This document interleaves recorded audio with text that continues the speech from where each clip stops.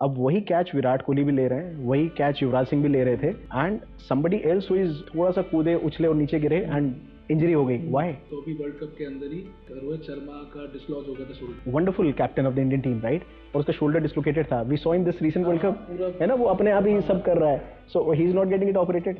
हम लोग अपने जूनियर्स को प्रोबेबली ट्रेन ही गलत करते हैं. वो मेडिकल कॉलेज में, स्कूल में आप गए, डॉक्टर बना के आपको बाहर निकाल दिया और एक डिग्री दे दी, you are MBBS. What next? तो आपके हिसाब से आपको क्या लगता है कि एमबीबीएस करिकुलम क्या लैक करता है आज एक स्टूडेंट के लिए? ऑर्थोपेडिशियंस ओपिनियन कि ये बेड पे सो तो रीढ़ की हड्डी ठीक रहेगी, तो सर कौन सा बेड बेस्ट होता है सोने के लिए? देखो, ये जो मैट्रेस वाला कॉन्सेप्ट है, पिलो वाला कॉन्सेप्ट है ना, what I personally believe it's purely a marketing gimmick. क्या आपको कभी उस ब्रांच को लेने का कोई रिग्रेट है? Never. Even I feel like so good. It is a branch actually which gives me the liberty. I always say in my class कि अकेली ब्रांच है जिसमें पेशेंट आपसे ये नहीं पूछेगा कि कैसे करोगे. He just want कि सर मेरी हड्डी ठीक हो जानी चाहिए. इसलिए अगर कोई नीट पीजी का स्टूडेंट आज के दिन पे ऑर्थोपेडिक्स को लेकर कंफ्यूज्ड है, उसके लिए क्या मैसेज होगा sir? Hey guys, so welcome to the Nachiket Bhatia show. अगर आपने अभी तक सब्सक्राइब नहीं किया तो प्लीज सब्सक्राइब करिए. उसके बाद हम एक बहुत बेहतरीन गेस्ट को बुलाने वाले हैं आज. He is a nation wide faculty for orthopaedics, और आज वो हमारे साथ वो बहुत सारी मिथ्स तोड़ने वाले हैं जो शायद हमारी हिंदुस्तान की जनता बहुत नॉर्मल मानती है. जैसे कि कमर दर्द, क्यों एक स्पोर्ट्स प्लेयर जो कि ग्रेट माना जाता है has been injury free for like so long. आज आप ये जानेंगे कि कैसे आपका एक स्लीपिंग मैट्रेस आपकी सेहत के लिए कितना हानिकारक हो सकता है, और कैसे हमारे देश में पहलवान अपनी अलग से प्रैक्टिस चला रहे हैं. इन सारी बातों का मिथ तोड़ने के लिए हमारे साथ है great orthopedician doctor Sushil Vijay sir. So welcome to my show doctor Sushil. Thank you so much, Dr. Nachiket, for calling me here. Boss, और मैं बता दूं, मैं और सर बहुत करीबी तरीके से काम करते हैं. आई डोंट नो कितने सालों से. He is been a very dear friend. So जैसे कि आप जानते हो, मेरा पहला फोकस इस बात पे रहता है कि सर इस मेडिकल फील्ड में कैसे आए. तो मेरा पहला सवाल बहुत ही सिंपल है बॉस, कि 10वीं के उस मोड़ पे खड़े होकर आपने क्यों साइंस विद बायोलॉजी चूज करी instead of going for IIT और कॉमर्स? जैसे मेरे में तो लिखा गया था ना कि पैदा होते ही कि डॉक्टर बनेगा. तो आपके साथ ही वही था कि आपकी क्या थॉट प्रोसेस था?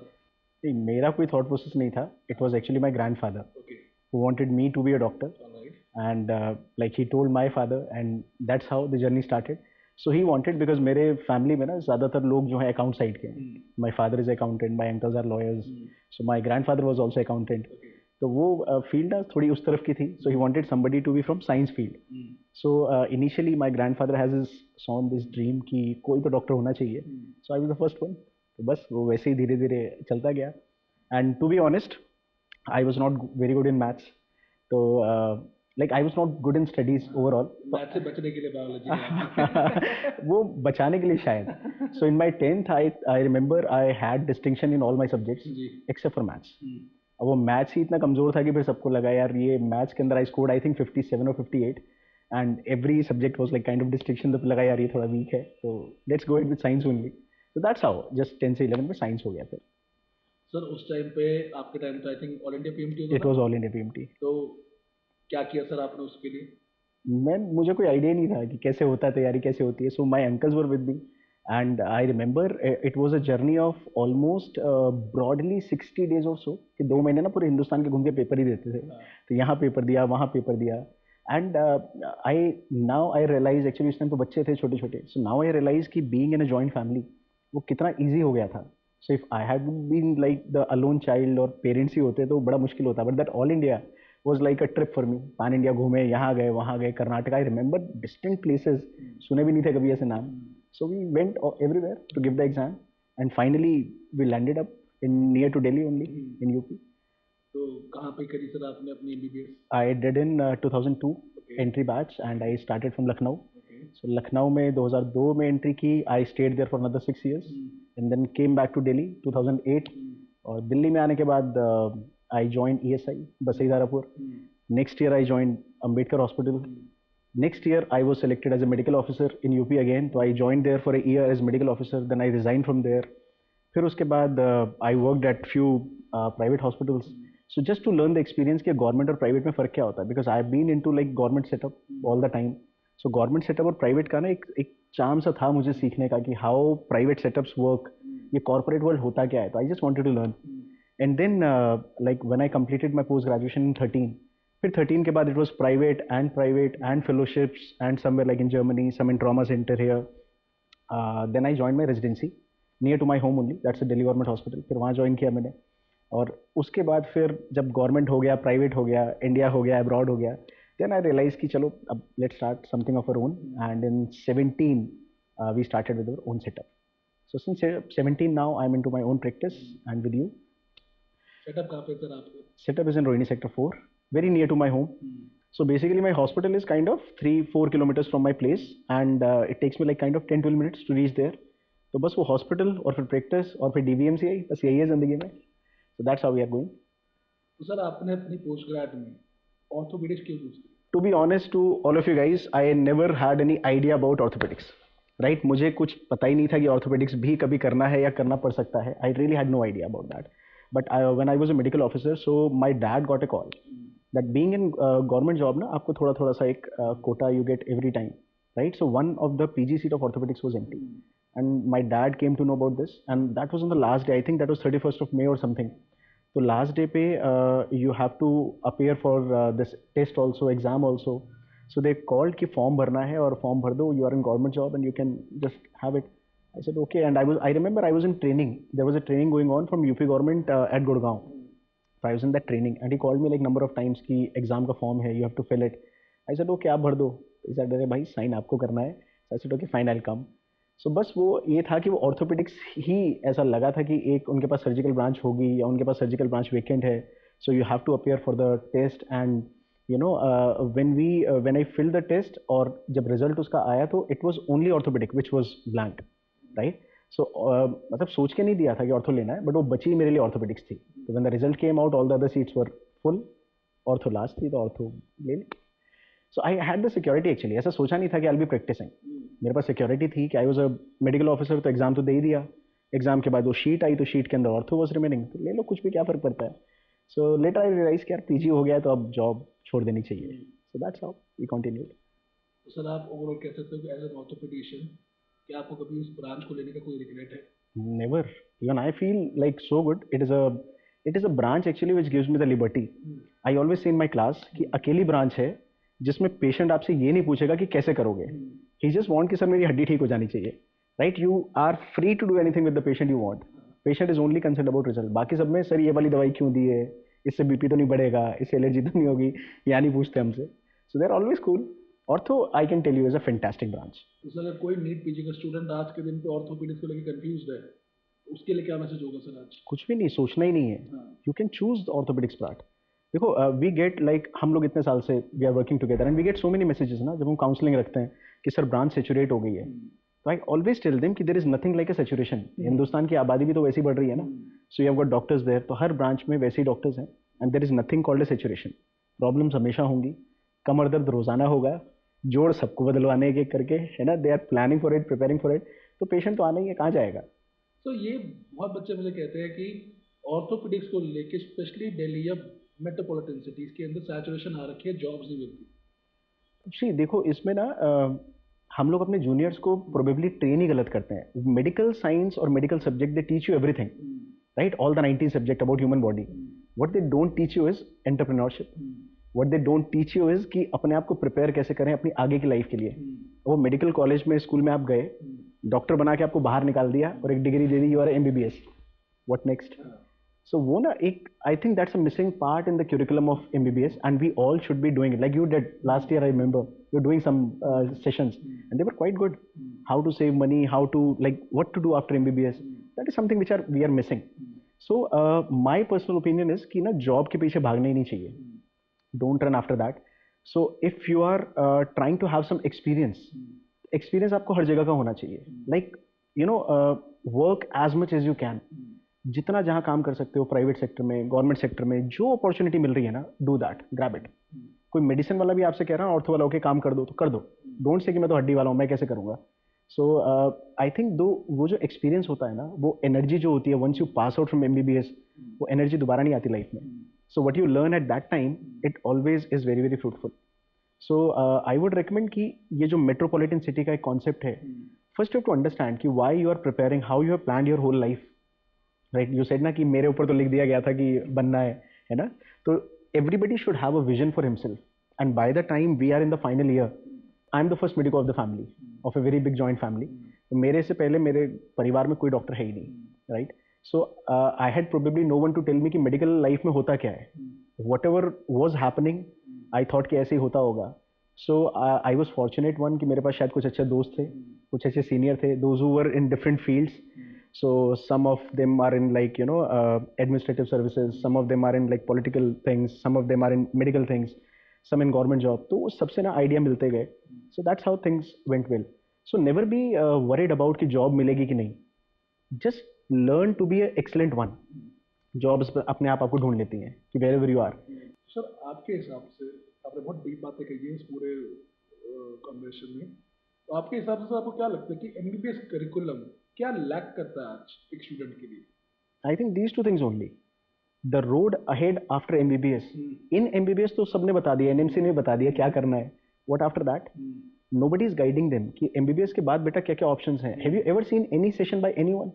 मतलब काउंसलिंग होता है कि पीजी के बाद क्या कर सकते हैं, मतलब कि पीजी के लिए क्या कर सकते हैं. एग्जैक्टली पीजी में क्या, और एमबीबीएस किया तो अब क्या बातें होती हैं, अब पीजी की तैयारी करो. पीजी के अंदर कैसे जाओगे, फिर वो तैयारी खत्म.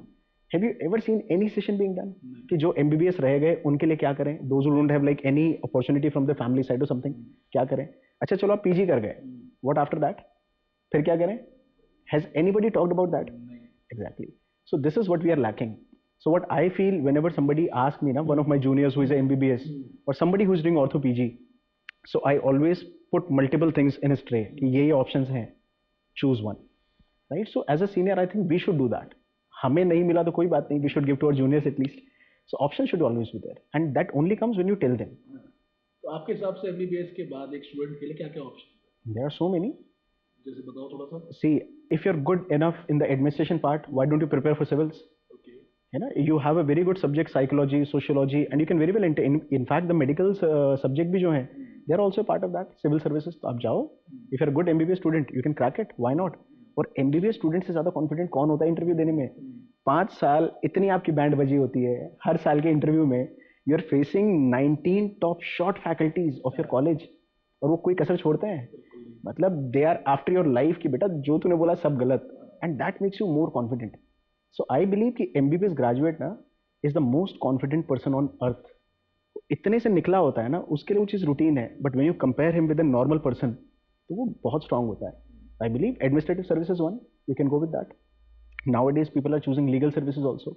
So after that you are already a graduate, you can be like going into the lawyer field. बहुत कम लोग जानते हैं और जाते हैं. But सही में LLB कर सकते हैं doctor. LLB though is like after the graduation, LLB you can do. So MBBS is a graduation only. So you can go for the law. Yeah, so you can go for the law. तो आप law में जाओ, you know you have opportunities. It depends how skilled you are. आप कितना confident हो अपने आप को लेके, right? So after that you can have your own services for the doctors. आज के टाइम में if I tell you there are so many MBBS students who are having the recruitment agency for medical officers in your hospital. So they will have a tie-ups with the people like-minded people कि MBBS के उन्होंने एक link निकाला, अपनी एक team बनाई कि we have a pool of 25 people and we can give you the recruitments if you want. So मेरे pool में से the people will be joining your hospital. Entrepreneurship, so business, they are doing that also, right? So there are so many things you can do. It is all about you how you have to take it, right? तो जरूरी थोड़ी MBBS करके practice ही करनी है, but if you want to do it, nothing like that. I know it's a noble profession, है ना, थोड़ा सा society के लिए we have got some responsibility, but then definitely if you are not the one who doesn't want to do it, change your way. Sir, but ये सब कुछ करने के लिए भी ना मैं कहता हूँ सर एक स्किल सेट चाहिए होता है, जो शायद हम लोग इसलिए पीजी भी चूज भी करते हैं because PG is the safest way forward, कि जो हम करते आए हैं उसी की हमने आगे पढ़ाई करी, उसी का तैयारी करी, उसी का पेपर दिया और उसी एक फील्ड में आगे चले गए. तो सर आपके हिसाब से करिकुलम में ऐसा क्या स्किल ट्रेनिंग ऐड होनी चाहिए जिससे हम लोग इन सारी चीज़ों के लिए थोड़ी हिम्मत जुटाएं? अगर आज मैं बात करूँ एंटरप्रेन्योरशिप की, तो मुझे ही लगता है कि MBBS स्टूडेंट उसमें जाने की हिम्मत करता है अनटिल वो अपनी स्किल सेट को पहले से तैयार करता है. तो ऐसी क्या स्किल ऐड होनी चाहिए सर करिकुलम के अंदर? See, I'll tell you two to three things here. First thing you said कि post MBBS we have the safest way as PG.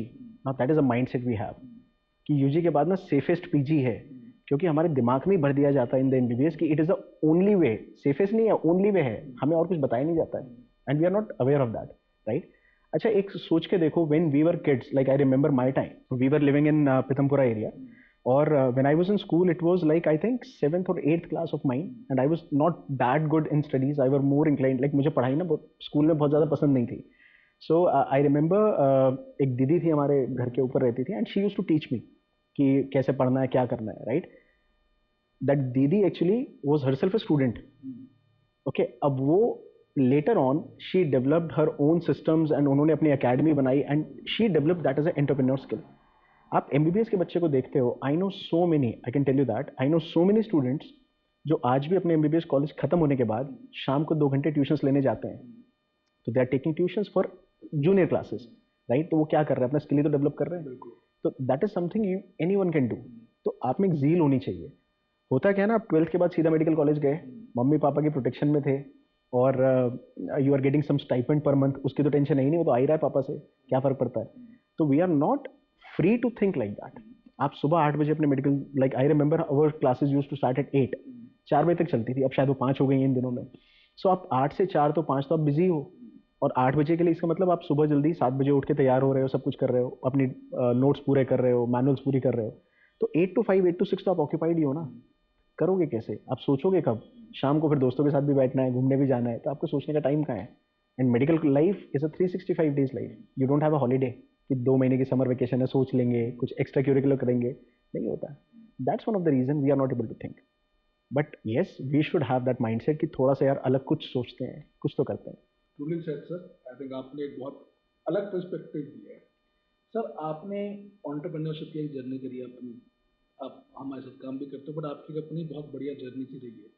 तो सर, मैं आपसे पूछना चाहूँगा कि जब आपने उस जर्नी में पहला कदम रखा होगा, आई एम श्योर आपको भी डर तो लगा होगा अंदर से. No doubt. मतलब जिंदगी सेविंग हो जाता है आदमी कुछ भी चीज़ बिल्ड करने के लिए. ट्रू. तो आप वो स्टेप कैसे ले पाए, आपने कैसे हिम्मत जुटाई उस स्टेप लेने के लिए? I'll tell you very honestly. It was in year 2016. My residency started for after my PG in 2013, and it ended in June 2016. अब वहाँ पे ना थोड़ा सा लगने लगा था, because I am not a kind of person who can actually take orders. कि वो सीनियर मुझे कुछ बोल रहा है, यार तू जाके ना उस पेशेंट का कुछ करके आया, तो वो थोड़ा सा एक चैलेंज था मेरे साथ. So in 16 I just told my dad कि पापा कुछ ना हॉस्पिटल का कुछ देखते हैं. And that was a very mild conversation, मतलब बहुत छोटा सा था. आई जस्ट थ्रोन आइडिया, और after some days he told me कि I am buying a land for you. I said okay. So he got me the land, and after that he said I have given you the land, देख ले. So no doubt, joint family was there. My uncles were there, Papa was there. So they built me a hospital. After that they said कि अब भाई हो गया, अब तू देख ले. So building was created. After that they said this is a building. Now you want to convert it to a school. You want to convert it to a hospital. Whatever you want to do, now you do. So after 16, there is a hospital in Ashok Vihar, Deep Chand Bandhu Hospital. So one of my very very close friend, like we are friends for now more than 2 decades. So he came here and he joined here. And I told him, यार मेरी ना residency खत्म हो रही है, अब salary तो आएगी नहीं, तो कैसे करेंगे, क्या करेंगे? So he said, come on, join here. There is one seat vacant. तो मैंने वहाँ 3 महीने काम किया. और 3 महीने ना काम करने का मेरा सिर्फ रीज़न सिर्फ 2 थे. एक था बहुत सारे पेशेंट्स की फ़ोटो इकट्ठा करना, which probably I am using till now. So we had a very good patient pool. और सेकेंड था वो 3 महीने में ना रूट मैप बनाना कि आगे 3 साल की मेरी जर्नी क्या होगी. So that was year 16. So in that year we plan कि 17 तक होना चाहिए हॉस्पिटल फंक्शनल, और 17 के बाद 20th तक we had some other plans. 23 का अलग प्लान था. So by grace of God सब अचीव होते जा रहे हैं धीरे धीरे. So that's how we plan. डर लगा था, no doubt. But then you know, एक बड़ी ना हिंदी में एक छोटी सी कहावत होती है कि सुबह माँ के हाथ की चाय और बाप की राय, these are 2 most precious gifts you have. So I am privilege one कि वो है, दोनों ही हैं. सो सुबह सुबह चाय भी मिल जाती है, and you have your dad with you. So राय बहुत अच्छी मिल जाती है. So whatever like you know confusion you have, so I can tell you my dad never stop me. So when I was in government job, मेरे परिवार में शायद मेरी पहली थी. And when I wanted to resign, I told my dad कि पापा वो नहीं हो रहा है, तो I want to resign. He didn't ask me second question, he said okay. तो मतलब नो क्वेश्चन आज कि क्यों, क्या प्रॉब्लम, कुछ नहीं, okay. So that okay gives you the confidence. So I always tell you know when students message me कि sir थोड़ा सा ना लाइफ में चैलेंज आ रहा है, I simply tell them, go and tell your parents. तो when you sit with your parents ना, वहाँ से जो वाइब्स आती हैं, nobody in the world can give you those vibes. तो वो एक कॉन्फिडेंस आता है कि यार बैठे हैं ना पीछे, देख लेंगे अपने आप. So that was probably one of the reason I could take those decisions कि हाँ, एक लोन लो, 2 लोन लो, 3 लोन लो, लेते जाओ यार, ठीक है, चल रहा है ना. So every time I had that confidence कि वो बैठे हैं पीछे, देख लेंगे, कुछ भी होगा तो क्या होगा ना, लोन रीपे तो नहीं कर पाओगे, नहीं कर पाओगे, देख लेंगे, तो उधर बढ़ा देंगे पापा, देख लो. So that was a confidence and that's true. मतलब my dad is my biggest pillar of strength. वो बोले नहीं बोले मुझे पता है कि वो खड़े हैं and he will manage everything for me. So बस वो चलता गया और ठीक है, सब ओके हो गया. So with time we are here. अब हमने यार काफ़ी अपनी ऑडियंस से पूछा, तो ऑडियंस ने काफ़ी मिथ्स भेजी. मिथ्स भी नहीं कहूँगा सर, एक जनरल क्यूरियोसिटी थी उनमें. जैसे हमने सुना है सर कि स्लीपिंग मैट्रेस में I think every company is giving a orthopaedicians opinion कि ये बेड पे सो तो रीढ़ की हड्डी ठीक रहेगी. तो सर कौन सा बेड बेस्ट होता है सोने के लिए? देखो, ये जो मैट्रेस वाला कॉन्सेप्ट है, पिलो वाला कॉन्सेप्ट है ना, what I personally believe, it's purely a marketing gimmick. For a person, a normal mattress has to be like, which is not too hard, like a तखत, क्योंकि आज हम ना उतना physical labor नहीं कर रहे हैं. So it has to compress to at least 25 to 40% of its thickness. When you sit on it, 25-30% अगर वो compress हो रहा है, that means it can bear your weight. Too much compressible, आपका सारा pressure आपके dependent part पे. Not getting compressed, again your pressure points, shoulders, hip will have the friction system. और सर ये जो होटल के मैट्रेसेस होते हैं, विच लाइक सुपर कुशी, तो एक is it good for our health? Absolutely no, absolutely no. मतलब कोई ओपिनियन ही नहीं इसमें, तो नो के अलावा option is only no. For few days if you sit over there, you know relax on that bed, खुद ही आपकी बैक पेन करना शुरू हो जाएगी. That is a common complaint a traveller would do. He is all the time into the hotels, right? So you might have observe, you travel a lot, so 4 दिन 5 दिन रुको, उसके बाद back pain. 1 or 2 days is okay because that body doesn't adapt to that. You are sleeping for some 6-8 hours. पूरा दिन सो के देखो किसी दिन, 24 hours you are on the bed, उठ के देखो, your joints are stiff.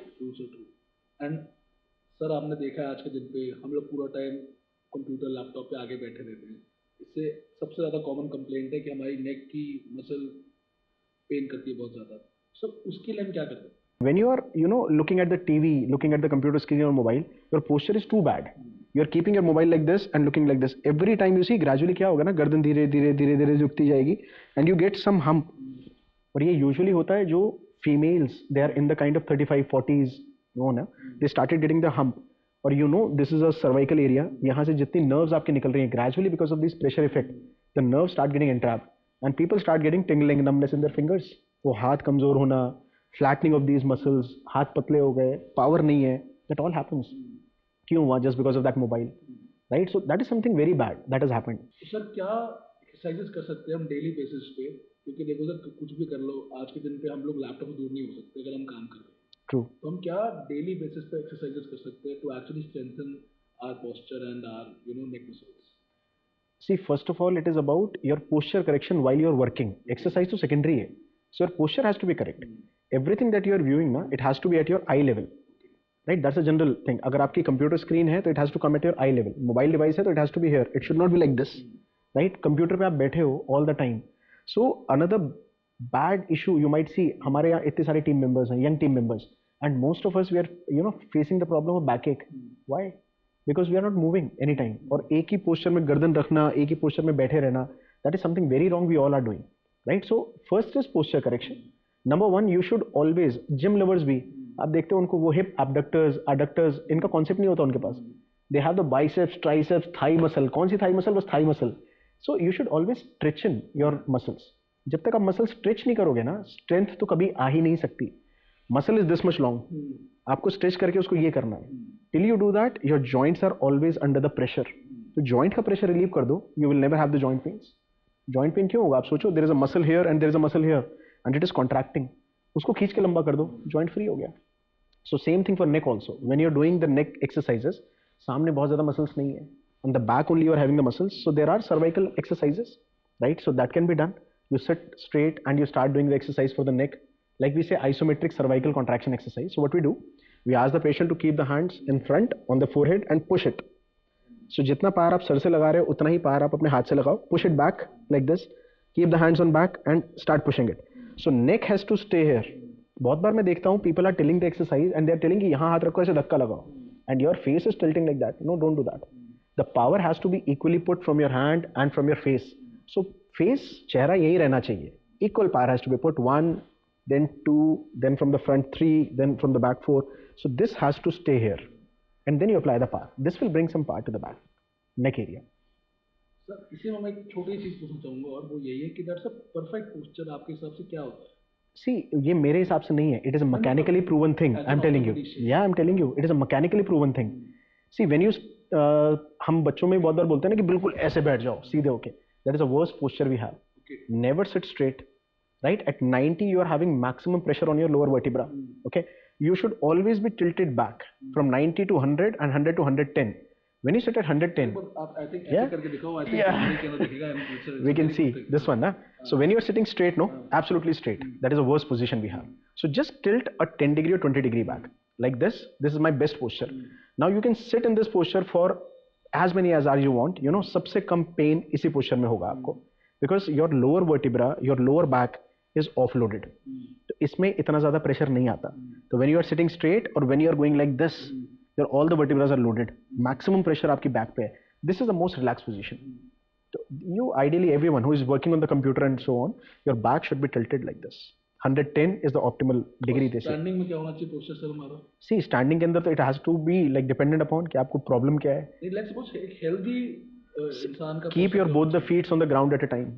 Don't keep on standing on like one posture. No, बहुत बार देखते हो आप एक आदमी एक ही पैर पे प्रेशर डाल के खड़ा हुआ है. Other foot is in air or like you know the toes on the ground like that. So try to have equal balance on both the pelvic areas. Because जहाँ आपने एक पैर पे प्रेशर डाला, your pelvis will get loaded on that side. Once the pelvis gets loaded, ये जो pelvic bones है, hip bone है, it will put on you know increasing the pressure onto the back area. And if your posture of standing, walking, running is bad, you start getting pain in the shoulders also. ये हम समझ नहीं पाते उस बात को कि यहाँ पेन क्यों हुआ, खड़े तो यहाँ से थे. So it is all connected area. So posture has to be both all the time, both the feet carrying all your equal weight. That is the ideal thing. So don't just keep on jumping on one foot. You know, pain एक side में होता चला जाएगा. तो balance has to be maintained. Sir बहुत ही अच्छी बात करी है. इवन अभी तक मुझे भी यही पता था कि that we have to sit straight, जो कि सर शायद सबसे मुश्किल काम होता है आज के दिन पे. और सर जो हमारे जितने भी जिम के ऑडियंस है, everybody right now, youngster, oldster, everybody is a gym freak right. No doubt. तो सर वहाँ पे उनको इंजरी फ्री रहने के लिए आप क्या एडवाइस दे सकते हैं? See, only thing I can tell you is हर जिम लेवर एक वार्म अप तो करता है. But in warm up I will say it should not be just a warm up. Warm up का मतलब क्या है वो समझना पड़ेगा. हम ना वार्म अप को एक समझ लेते हैं कूदते जाओ, जंप करते रहो, that is a warm up. That's not a warm up. हाँ, वो एक अलग ही कॉन्सेप्ट है, बॉडी गर्म कर दो, right. So warm up means that whenever you go to gym और whenever you are trying to do some exercises, start stretching your muscles. That आप जिम में जाते हो, you put up your weights ना, तो वेट से तो आप मसल को स्ट्रेंथन कर रहे हो, आप उतनी लिमिटेड मसल को स्ट्रेंथन कर रहे हो. But warm up simply means that you have to stretch in your muscles. उसको इतना लंबा कर दो सो दैट उसकी फंक्शनल लेंथ प्रॉपर हो जाए. That should not be painful once you do a gym. So that is the meaning of real warm up, कि आप स्ट्रेचिंग करो.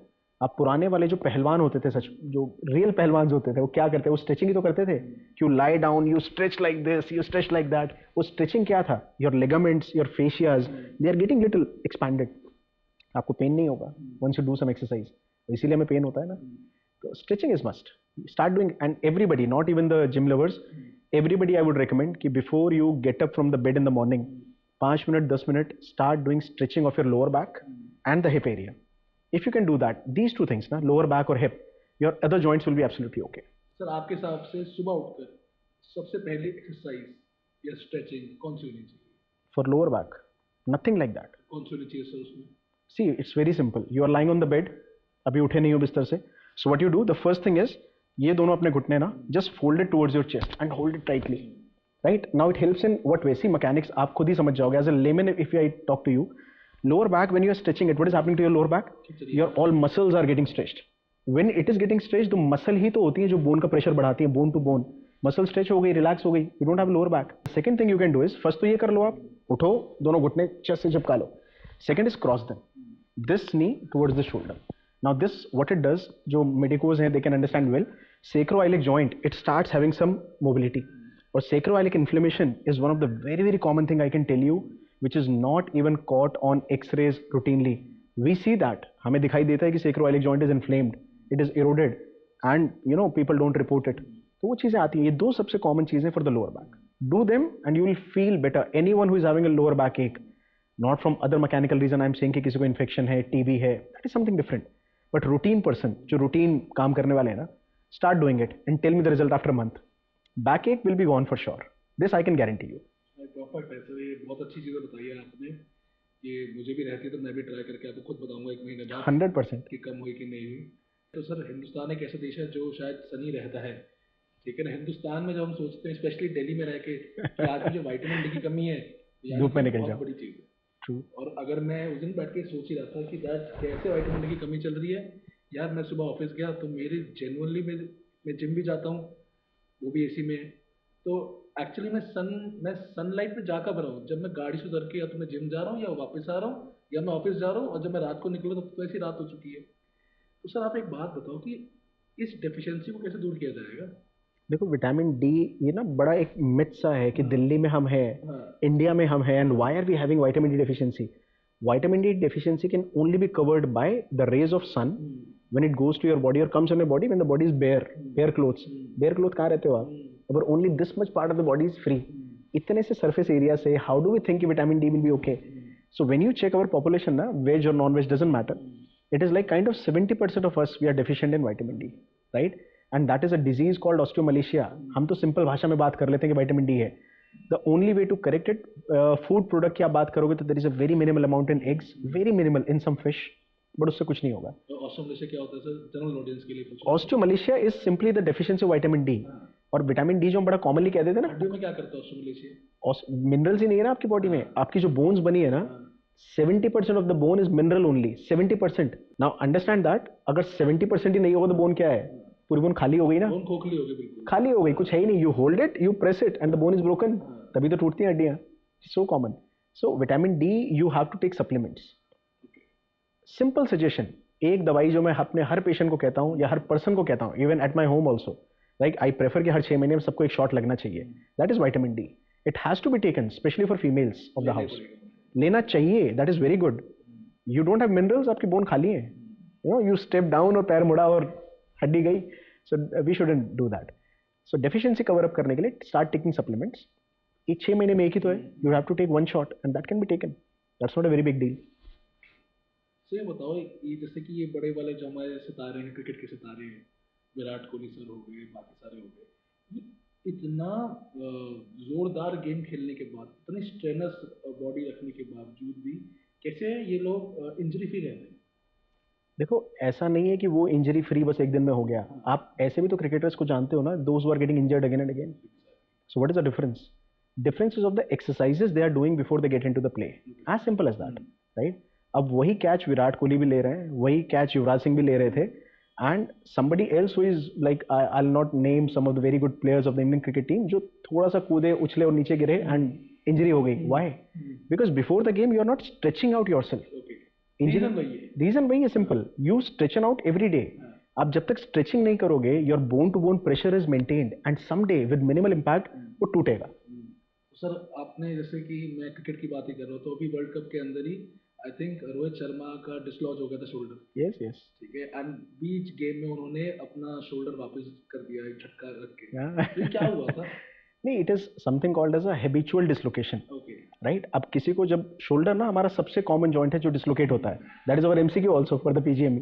ठीक है, तो शोल्डर में व्हेनेवर इट इज डिसलोकेटिंग ना, there is a covering around every joint. एक cover होता है, either that cover is ruptured और that cover becomes so lax कि वो बोन ना इजीली बाहर चली जाती है.